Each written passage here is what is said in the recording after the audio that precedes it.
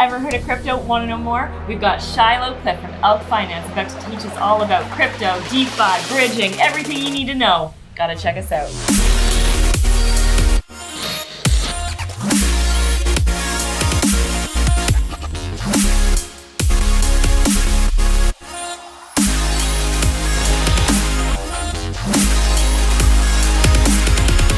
Hey, welcome. We're here with Shylo Cliffe, who is the Chief Administrative Officer of Elk Finance, and we are having mind-bending conversations about crypto and blockchain and everything under the sun. So welcome. Yeah, thanks again for having me back. So we have been talking, like Adam said, about so many things. My head is just exploding, and we've probably got like 1,000 more questions. But last time we talked about the fact that there's different blockchains. Right. And so naturally, my question is like, well, how do you get from one chain to another? Like if I'm hanging out on the Ethereum chain, but I want to transfer to something that's on, like, I don't know, you mentioned Polygon? Yeah. Polygon chain. So is there a way to do that? Yeah, so that's actually what Elk Finance is trying to do. We are what's called a bridge. Oh, okay. Yeah, and it just as simple as it sounds.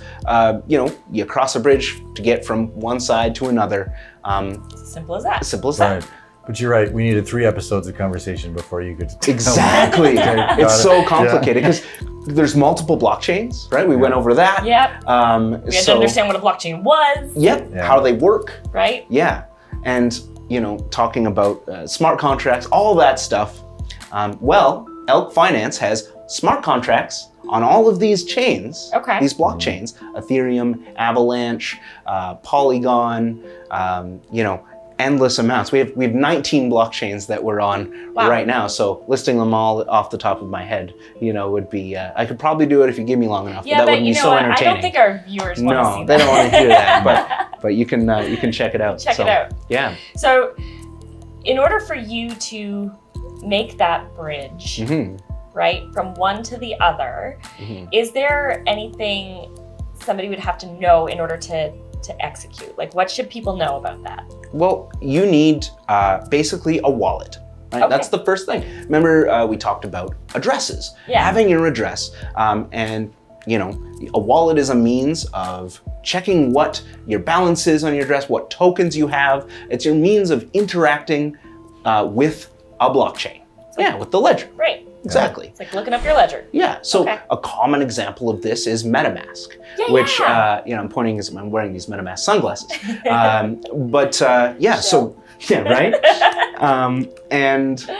So basically you have this wallet, and it allows you to connect to various blockchains, and you can switch between them.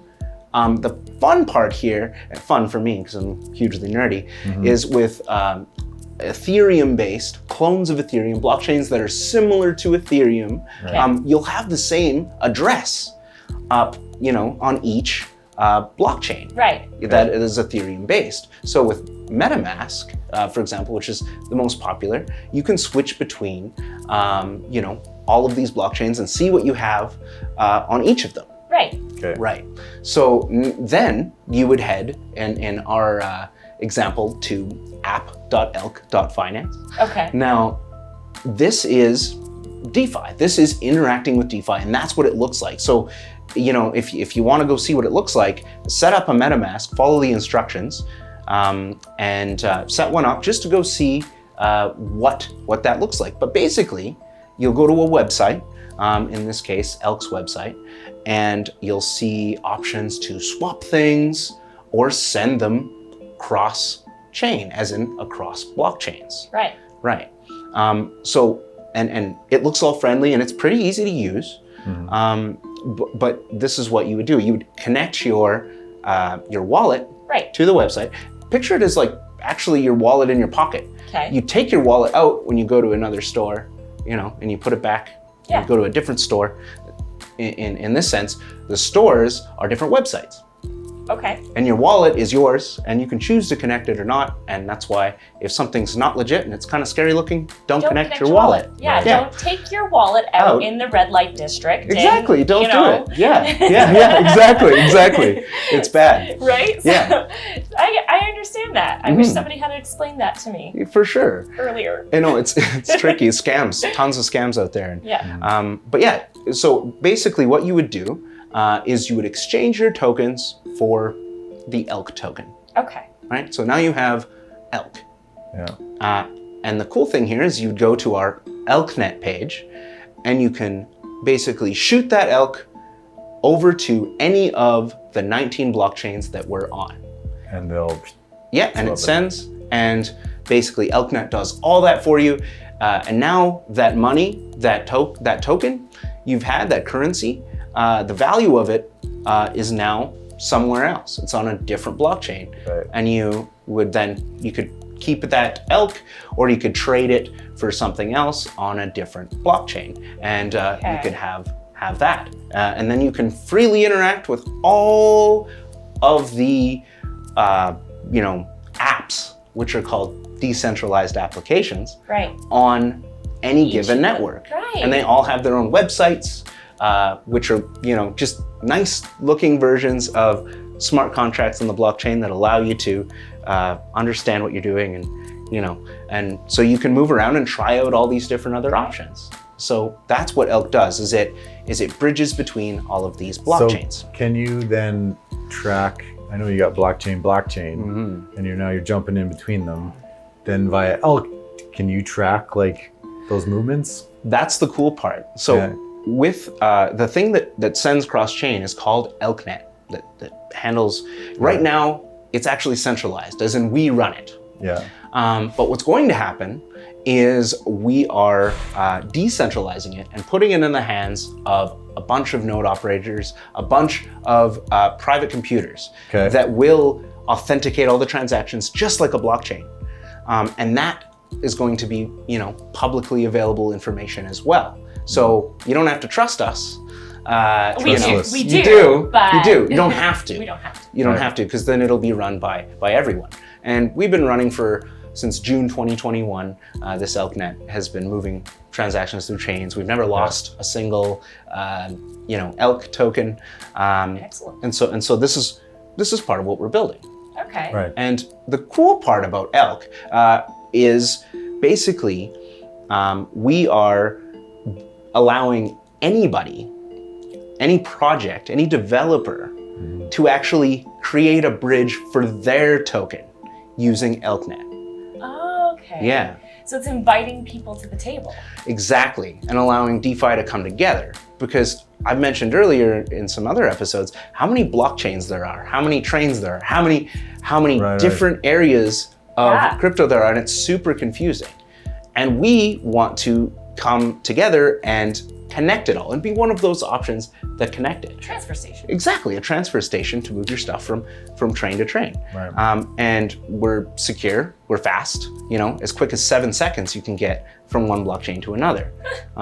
Yeah. Try waiting in a bank line. Right? Right. You can't. So I meet you, and you have something that I want that I think is valuable. But I try and give you my money, and you're like, I don't think that's valuable. Yeah. I think that's valuable. Right. So now I have to go exchange my money to try and get that, and et cetera, before I can actually pay you something that you want. All right, Exactly. for example, you can go down to Mexico with your pesos Yeah.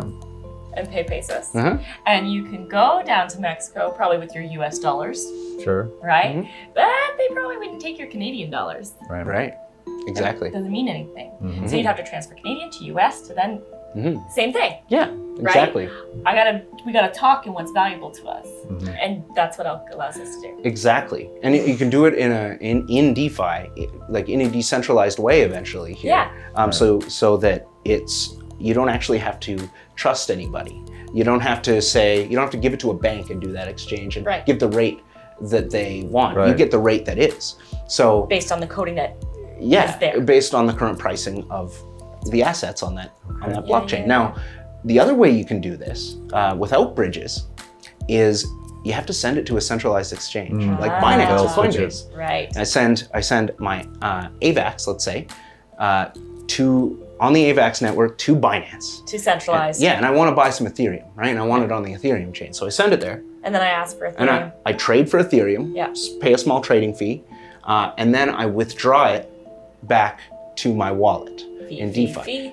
Fee, and it takes a lot of time. Right. So by They the gotta- time that happens, I may not want what you And have you're anymore. still Yeah. trusting the centralized Mm-hmm. that Exactly. they have it. If they happen to go down, they happen to go to business, they fractionalize their reserves, which has happened a lot lately with a bunch of different exchanges. They didn't actually have the tokens they said they had. Like the US vaults saying how much gold that The they Federal have. Reserve, the exactly. Federal Reserve. Yeah, moving to a Yeah. fractionalized model. Okay. Of course, at a bigger scale, it's probably less in danger of like melting down. Right. But when you've got something in crypto itself isn't that big, comparatively to the stock market. So Right. you can't make those bets, or at least I'm not taking them. Amazing. Yeah. So now I see why your show is going to be called Bridge the Gap. Yes. Yeah. Right? Yeah. And you're going to be talking about all these different things and why businesses should care about Exactly. this, right? Exactly.